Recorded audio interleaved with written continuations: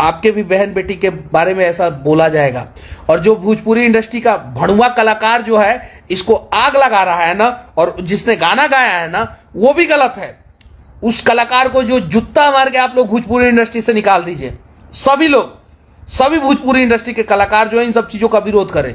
और एगो राजपूत में सहन शक्ति होला भाई, तोरे के बता देता नहीं। आजो समझ जो हम पागल हो गइल बानी। ते मान हम पागले ना, हम खुल गइल बानी। तोरा माने के पड़िए, तोरा औकात में ना एगो हम अकेले काफी बानी, अकेले। हम बर्दाश्त नहीं करेंगे। फिर से वही काम मेरे साथ हुआ है।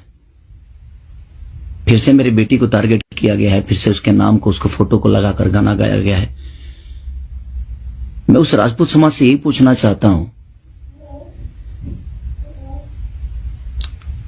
कि आप लोग गलत को हमेशा ऐसा ही सपोर्ट करोगे? हमारा फैमिली ने क्या बिगाड़ा है किसी का?